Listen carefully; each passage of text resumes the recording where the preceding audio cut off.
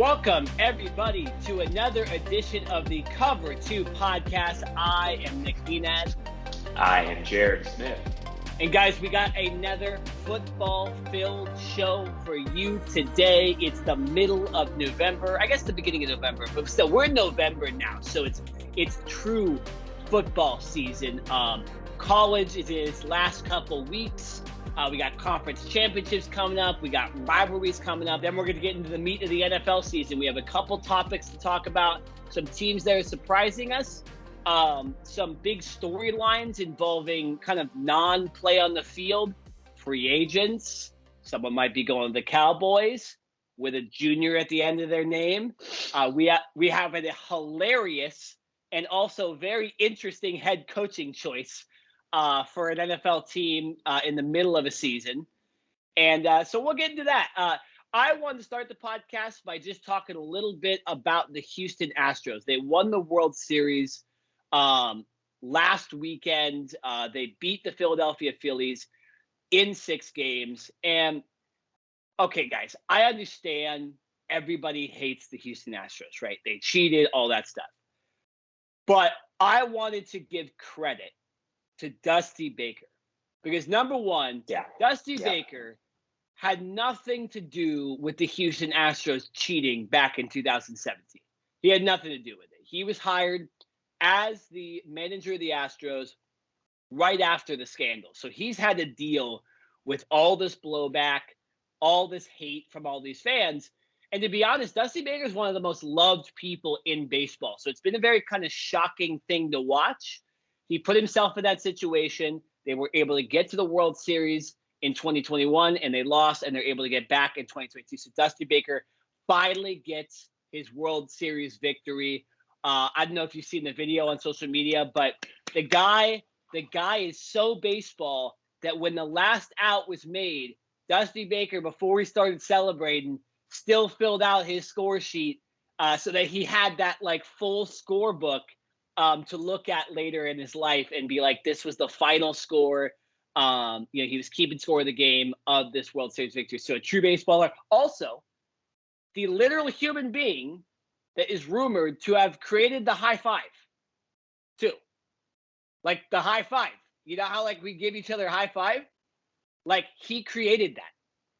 So I know a lot of you are probably like, I thought the high five was created like the 1800s or like during the Olympics back in like 800. No, Dusty Baker has like the first like registered high five that became like popular.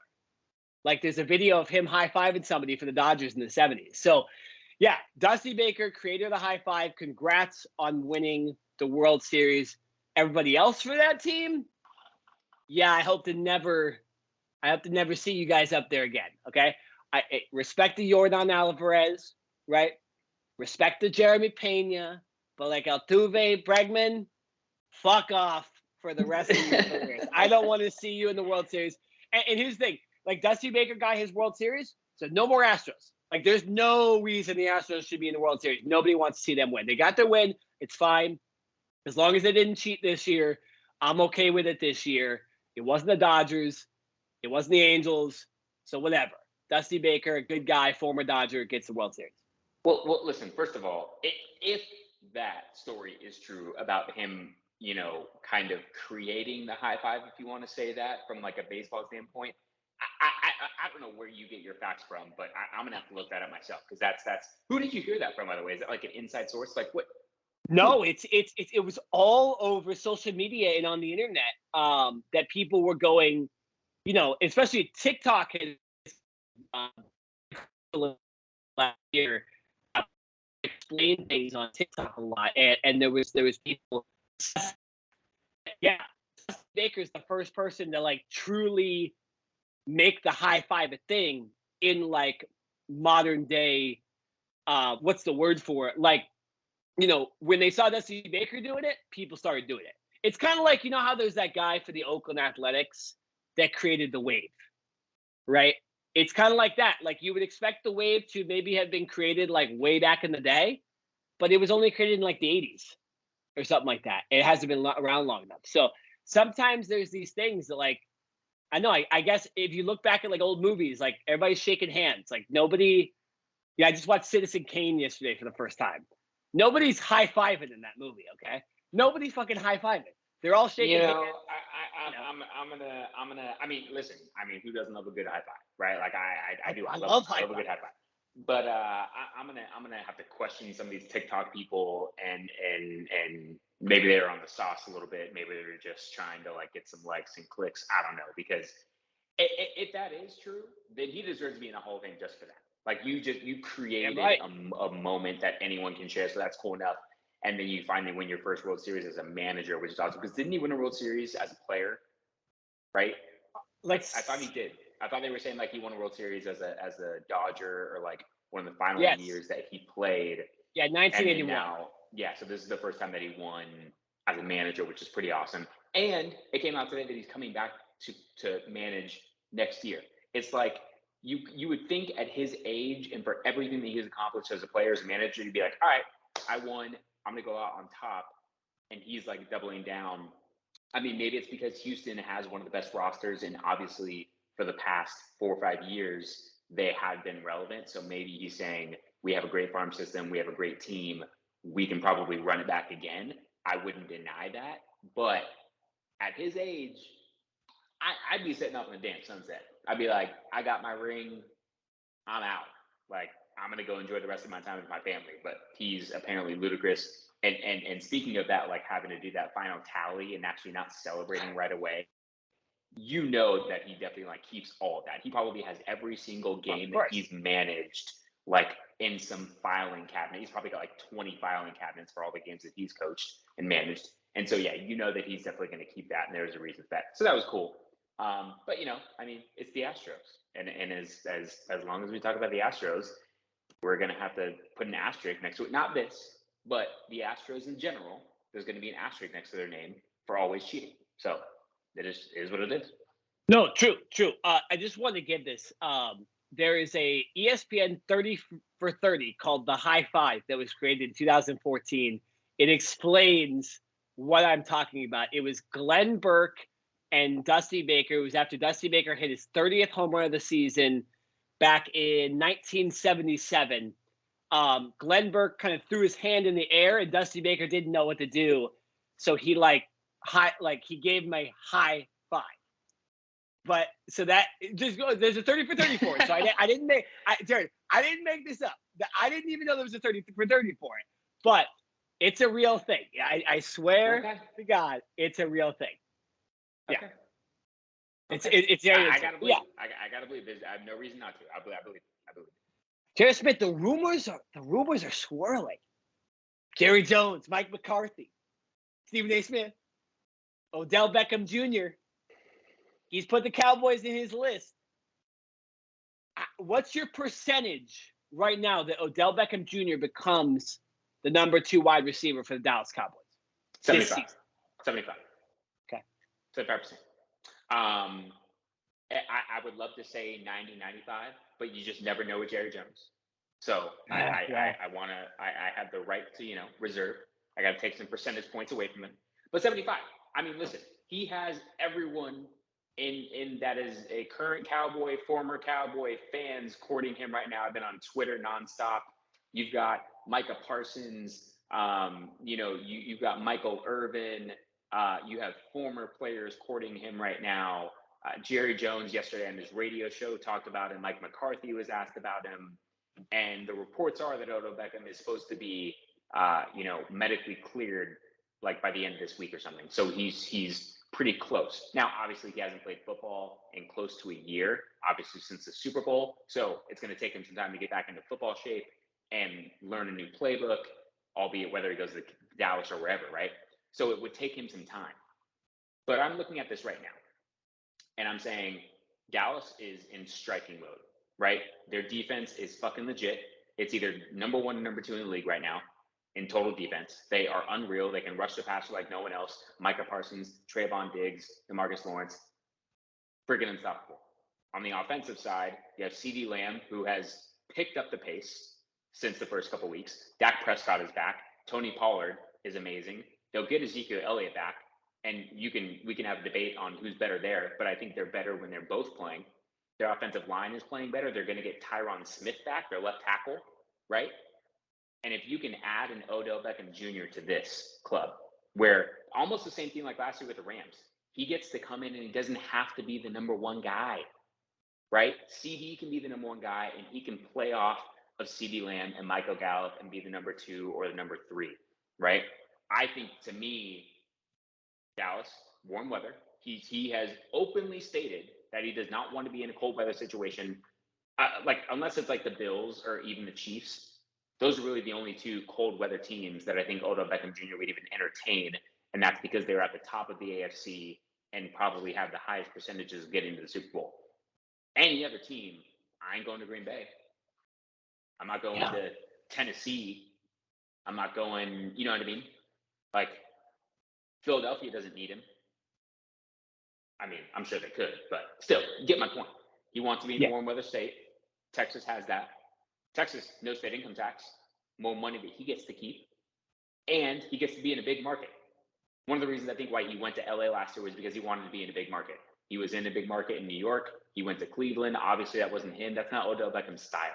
He needs to be in a big market, a place where the team is publicized on a daily and weekly basis, constantly talking about them, even if it's not about football. Dallas clearly does that the best. That is the one thing that I would say about Jerry Jones is he knows how to represent his team, and he does that well, right? So there are a lot of reasons why Odell Beckham should come to Dallas. And like I said, he can come in and ease his way in. He doesn't have to be the guy, and even not right away. We need Odell Beckham Jr. for the end of December and going into the playoffs, not necessarily right now. Let him come in. Let him continue to heal up for a couple weeks. Maybe he gets in some games. But by the end, the last couple weeks of the regular season, when you're fighting for a playoff spot, because right now Philly's going to take the division. So you're fighting for a wild card, and you're going to have to play on the road, right? You need him for the end. If the Cowboys can get Odell Beckham Jr. right now, you're getting him for the end of the year and for the playoffs, not for right now. I'm not expecting him to come in next week and light it up against whoever they're playing. I need Odell for the end of the regular season to make that final playoff push and for the playoffs. That is my selling point. And if I'm Odell, like I said, I just checked off every box that you have said you wanted to be on. So, Odell Beckham Jr., come to Dallas. You know you want to. You've talked to Michael Irvin. You've talked to Micah Parsons. Let's make it happen, baby. How much money you want, dog? 10 mil? 10 mil in a 1-year contract, and then we can talk about an option. He wants that long term. That's the only thing probably holding it up for a lot of teams. Here's how I see this, Jared. I've stated my case. Packers need a wide receiver more than anybody. But he ain't going there. Horrible place to live. No disrespect to Wisconsin, but your weather is terrible. Nope, disrespect to him. It's okay. He ain't going there. The second team that needs him the most is the New York Giants. Kind of disrespected him. Gave him away. It's new leadership, right? Totally new leadership than when he was there. But bad weather. Maybe he doesn't want to run into his old friends. He has a different life, right? Don't want to go there. Second best option, Buffalo Bills. I would join that team if they had a dome. But then, you have the Dallas Cowboys, Jared, where not only do you have like the media stuff, it's a solid place to live, no state income tax. I mean, for me, I think Dallas makes the most sense. You're the clear number 2 option. Buffalo has that Gabe Davis guy too, right? And they spread them all around. Plus, old Josh Allen might have to have Tommy John, right? So you don't even know how that's going to end up. Maybe Buffalo's season could end early. I think that's the thing that would be holding Odell back. If Josh Allen hadn't gotten that injury last week, I think Odell, and who knows, maybe he still is seriously entertaining, but I think he would be seriously entertaining Buffalo, and he would put up with the cold weather if Josh Allen was 100% healthy. Until it comes out, because the reports came out, head coach Sean McDermott said today he's like day to day, which we don't know what the fuck that means. But until it comes out exactly what's going on with Josh Allen, I think that's the hesitation that holds him back. And I think that gives Dallas more of an opportunity to come in. Because if not, why would you not go to Buffalo or Kansas City?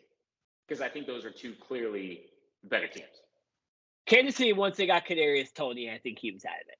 I think they realized, like, they actually went and got a guy that is very similar to Odell, like the playing style, and is younger and is not injury prone. No disrespect to Odell, but it's like Kansas City's like, we're fucking good.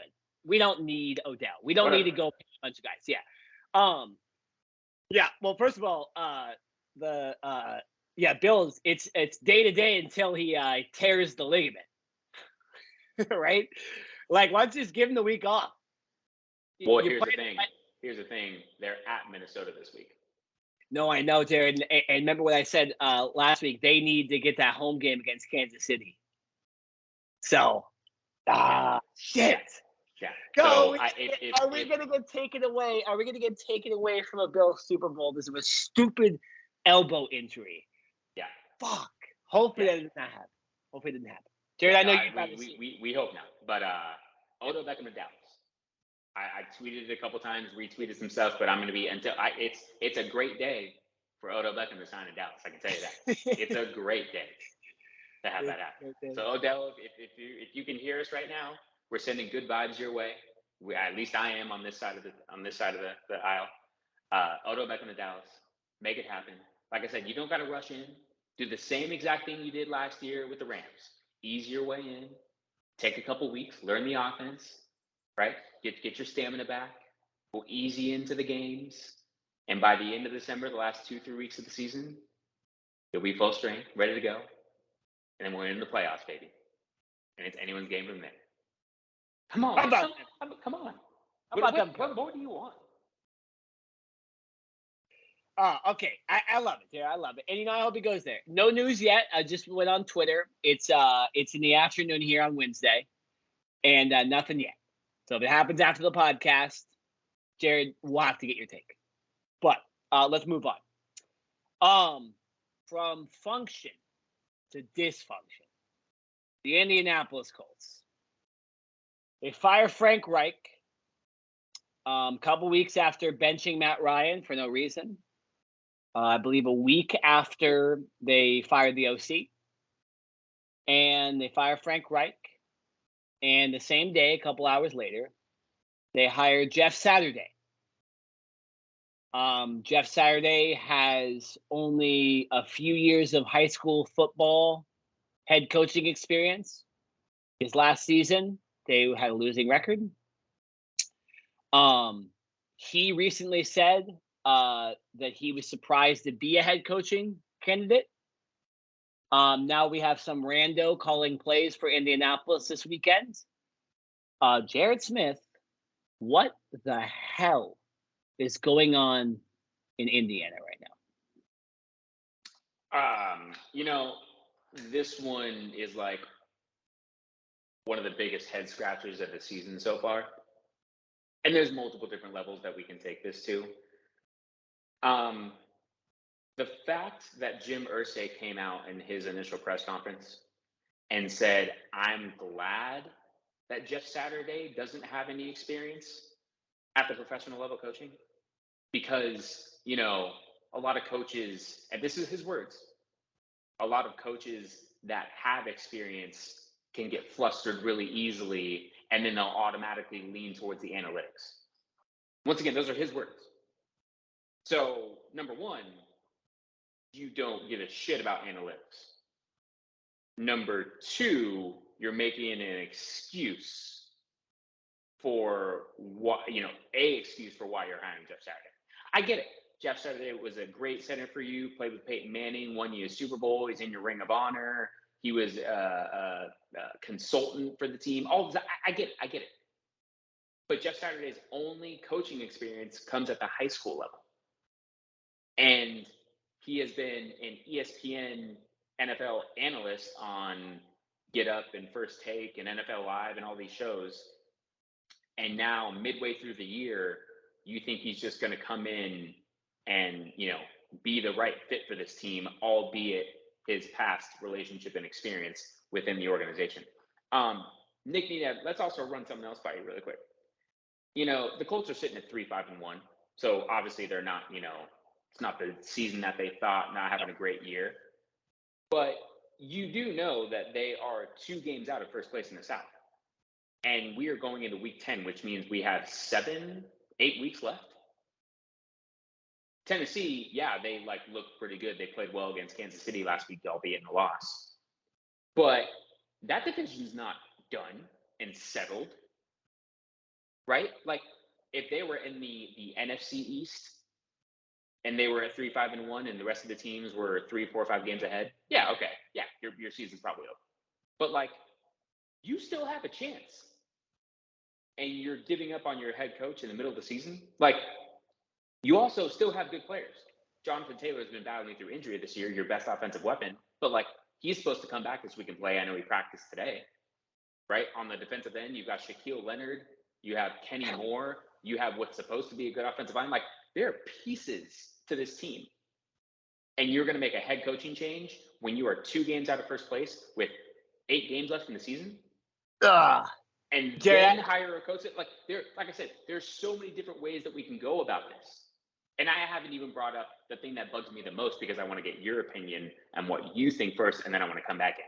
But those are just some of the things that are so crazy about this entire move of the firing of Frank Reich and the hiring of the no experience head coach, Jeff Saturday. Jared, I gotta disagree with you.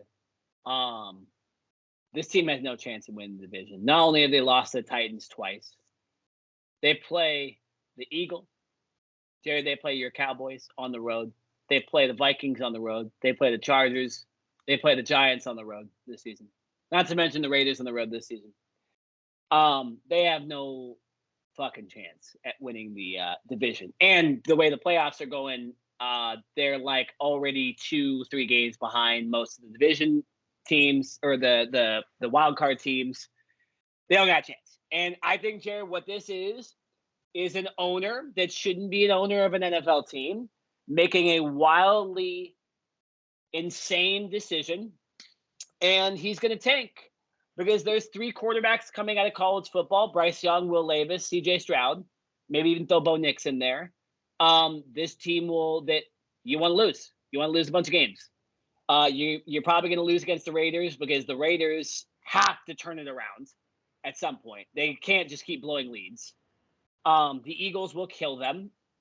The Steelers ain't even that bad. The Cowboys will beat them. The Vikings will beat them. The Chargers will beat them. The Giants will beat them. I see maybe 2 wins the whole rest of the season. If they're smart, it should be 0. And then they guarantee themselves a franchise quarterback, because Matt Ryan ain't it. Sam Ellinger ain't it. Go get C.J. Stroud. Go get Bryce Young. Go get Will Levis. My number 1 would be C.J. Stroud. But go get one of those guys. This is what this is, Jared. This owner doesn't know what he's doing. It's a reason why they have had a different quarterback the last 17 years in a row. And it's probably one of the reasons Andrew Luck retired. He didn't want to play for this fucking organization anymore. This to me is just, let me find a way to win as little games as possible. So let's hire a guy that says things like this. His main thing during the press conference was, I care about everybody. I care about you guys. I care about your families. You know who else cares about the Colts, Jared? Someone in Gary, Indiana, that sits on their couch on Sundays and watches the games. They care about the Colts. Okay? They hired a fan that tends to be that happens to be a former player that works for ESPN. It's a joke. They're going to lose. It's a smart decision to get a quarterback, but for this season, it makes no sense. I feel bad for Jeff Saturday, because he's never going to coach in the NFL again because of what they're going to do to him. The meat of their schedule is at the end of this season, and they are playing Super Bowl contenders to end the season. Yeah. I disagree, Jared. They have no chance. I think this is a complete rebuild and a joke, what they're doing in Indianapolis. And it's sad for those fans. It's sad for Matt Ryan. It's sad for Darius Leonard, Jonathan Taylor. And that's the other thing, too. It's Jared, like you were saying, Frank Reich, like you're not going to make the playoffs, but like Jonathan Taylor's been out the whole season. That's why they're fucking losing. That's why they don't look good. Because your number one player's out. So why are you overreacting? And like, yeah, it's a joke. The whole thing's a joke. Jim Irsay is a joke. Jim Irsay might be worse than Boo Corrigan. I'll just say that right now. Yikes! All right, here's the thing. I'm going to wrap this one up here, and by wrap it up, I mean I'm going to go on a little bit of a little rant here. So just bear with me. And I'm glad that you got to get that out, and we can have a conversation on whether the Colts are going to win the division or not. I'm just saying they're not out of it. They're not out of it.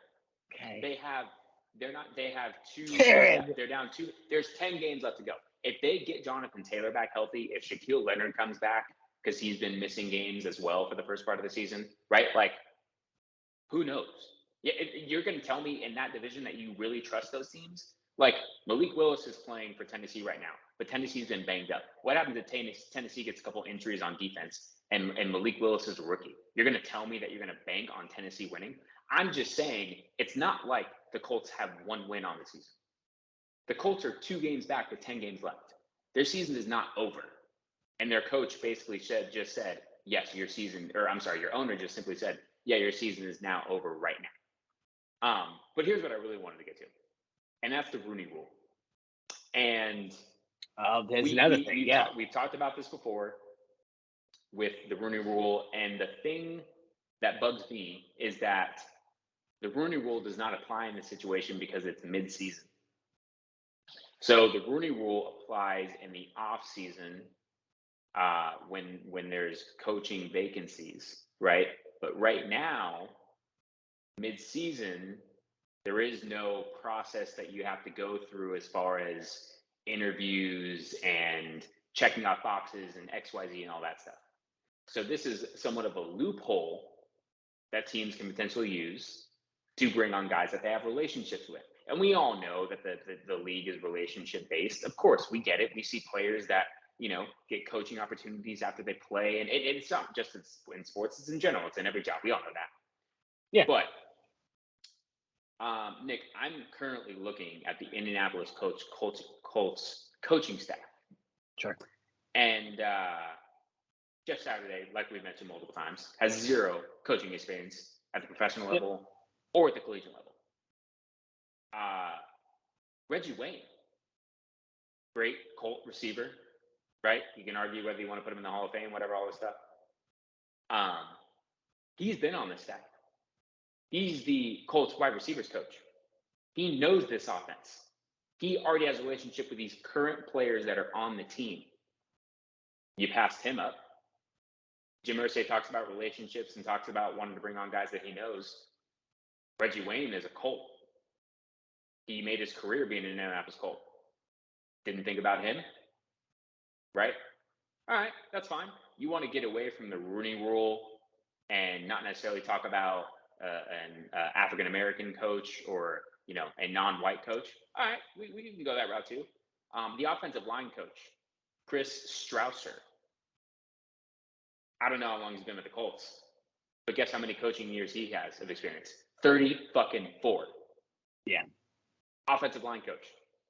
You're telling me you couldn't have, brought him on as the intern coach, a guy who has 34 years of NFL coaching experience? The quarterbacks coach, Scott Milinovich, 19 years of NFL coaching experience. The quarterbacks coach, the guy that works with the most important position in all of football, didn't want to think about hiring him. And then if we really want to get to it, the last one, the cherry on top here, and then this one I found even most funny. Senior defensive assistant, John Fox. Yeah, I just saw that. Yeah. Former head coach on multiple teams, 40 years of coaching experience. So you have a former head coach on your roster that you could have promoted to the interim status, and you chose not to. So we talked about all the reasons about why they're record-wise, the players that they have on their team. And now I'm bringing up these coaches that are on the current staff and have been on the current staff. And they still chose to go with the guy who, albeit a consultant with the team, is still an outsider. That's the issue I have. is there's a loophole in the Rooney Rule that needs to be fixed, and Jim Irsay is just absolutely fucking nuts because he had more quality candidates currently on his staff, but yet he chose to go with a guy that's been sitting on a desk for ESPN for the last couple of years. If I'm a player or coach or anything to do with that organization right now, I'm seriously scratching my head and saying, let's get this season over with because I'm probably getting the fuck out of here. Yeah, you're not wrong. Jared, I'm not sure if you said this, but it might have been Gus Bradley was also head coach for Jacksonville Jaguars for 4 years too. Now wasn't very good coach, but still had head coaching experience. So yeah, a total joke. I completely agree. Jared, do you have any other NFL topics that you want to talk about, or should we wrap this baby up? Did we say already Odell Beckham Jr. should be going to Dallas? Did we talk about that? I think we did. Okay. Yeah, Odell Beckham Jr. to Dallas. I'm going to keep saying it over and over until it happens. Odell Beckham Jr. to Dallas. Yeah. I have a little bit of NFL news to break here too. So first of all, there's a little personal news, but Jared, it works for the podcast, right? So I will be attending the Los Angeles Rams Arizona Cardinals game in Los Angeles this weekend. Okay. As we know, you sure you want to do that? You sure you want to put yourself through that? The Rams and Cardinals have not been playing up to what people thought they would this season. Both teams, not just the Cardinals. Rams too. But they just put Matthew Stafford in the concussion protocol. Okay? What? And Jared, so what that means is that if Matt Stafford doesn't play and the Cardinals still lose, regardless, if the Cardinals lose, but especially if John Wolford's the starting quarterback for the Rams, Jared, next week, we present to you the Arizona Cardinals season funeral. Okay? So I just want to let you guys know. Not only were we already going to do that if the Cardinals lost and went to 3-7, because they'd be out of the playoffs at that point. If they lost to the Rams with Stafford. Without Stafford, if we lose, oh boy, is it going to be a party. It's going to be a party on the Coming To podcast. Because funerals are sad and they're not something you want to do, but they also are really fun after. And so that's what we'll do. His Cliff Kingsbury seat is probably the hottest right now. I will say this as well. You think it's burning? Oh, it's on its hottest flame right now. I will say this, and I don't know when it is, and you would probably know this better than me. Aren't the Cardinals on the HBO's in-season Hard Knocks? Doesn't that come out soon? Tonight. Yeah. What a perfect way. What a perfect segue. We get to watch a crappy team on the in-season Hard Knocks, so we can get an in-depth look as to why they've been playing so shitty. I know you're super excited. I know that you've got that. You're ready to watch that, or you at least got it taped up and ready. 100%. Yeah. No. Also, real quick, I'm very excited about that. It works perfectly with me going to the game too. Again, if the Cardinals lose, the funeral for the Arizona Cardinals. If the Rams lose, probably the funeral for the Los Angeles Rams next week. They're out too. I think they'd be 6 losses as well. And having lost to the Cardinals once too would not be very good. The other thing, shout out to the Yale Bulldogs. Okay. 110 points the last 2 weeks against their opponents, giving up less than 30 points in return. So very, very impressive. They play Princeton this week. Big game, must win. The winner of that would then realistically be have the number 1 chance at being the Ivy League champ. So let's go. If you're a fan of college football, you're a real fan of college football, you'll be watching Princeton Yale. But Yale, 110 points. Shout out Chase Nenad. They scored 69 points. They stopped scoring at 69 because we all know why. They had 69 points against Brown, 52 points at halftime. And my brother does play for the team, so that's why I'm biased. Shout out, that's my personal stuff. I got one last thing. Sure. And this has to go back to your Cardinals and Rams. pretty much the entire freaking nation this Sunday is going to be watching the game of the week, at least Fox's game of the week, game of the week in Dallas and Green Bay. And in our small California section here, we're going to get the privilege to watch the Cardinals and the Rams, potentially without Matthew Stafford. So I just want to thank you. Hey, stop it. The Cowboys are going to win. Guys, stop it. Come on. The Packers are terrible this year. And you don't think I don't want to see that? Literally, if you look at the map, and I looked at it, and I hope it changes, literally almost the entire nation is going to watch that as the game of the week. And from LA down to San Diego, where I currently am. You're San Diego, though. Why do you get that game? Why wouldn't you get the Chargers? The Chargers have the Sunday night game. Chargers have the Sunday night game. That's right. So I get to watch a shitty Cardinals versus a shitty Rams team, while my very good Dallas Cowboys get to go to Green Bay. Jared, you get to